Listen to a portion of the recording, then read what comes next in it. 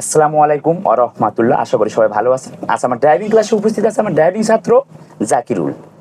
জাকিরুলকে প্রশিক্ষণ দেওয়া হচ্ছে কাউসালির মোড়ের রাস্তায়। সামনে একটি বাজার আছে, এই বাজারে আমার ড্রাইভিং ছাত্র কিভাবে গাড়ি চালাবে আপনারা বাস্তবে ভিডিওতে দেখতে পাবেন। অডিয়েন্স আপনারা দেখতে পাচ্ছেন সামনে হচ্ছে কাউসালির মোড় বাজার। এই যে বাজারে আমার ড্রাইভিং ছাত্র আস্তে ধীরে গাড়ি চালাবে, সতর্কতার সহিত সাবধানে, কারণ একটি দুর্ঘটনা সারা জীবনের জন্য কান্না। আপনারা দেখতে পাচ্ছেন আমার ড্রাইভিং ছাত্র এই যে কাউসালির মোড়ের বাজারে আস্তে ধীরে গাড়ি চালাচ্ছে। বামে ডানে বিভিন্ন অটো ভ্যান যাচ্ছে। এই যে একটি ভ্যান ক্রসিং করে যাবে আমার ড্রাইভিং ছাত্রকে, তাকে চাপ দিচ্ছে না।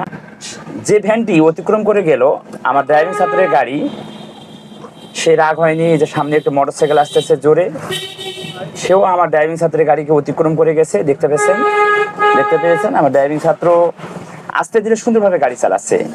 তাহলে একজন ড্রাইভিং ছাত্রকে অবশ্যই বাজারগুলোতে সতর্কভাবে সাবধানে গাড়ি চালানোর প্রশিক্ষণ দিতে হবে।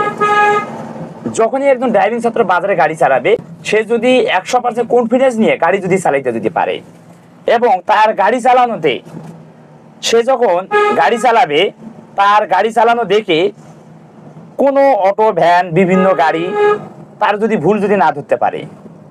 আপনারা দেখতে পাচ্ছেন খুবই সংকীর্ণ রাস্তা। এই রাস্তাটি কাউসালি মোড়ের, এই রাস্তাটি খুবই সংকীর্ণ।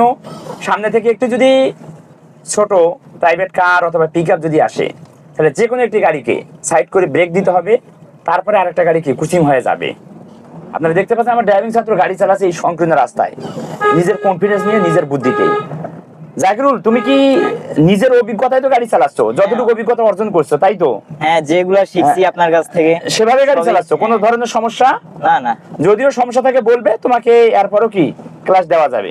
ওকে, আচ্ছা ঠিক আছে গাইস, আজ এই পর্যন্তই। দেখা হবে নতুন কোনো ছাত্রকে নিয়ে নতুন কোনো ভিডিওতে।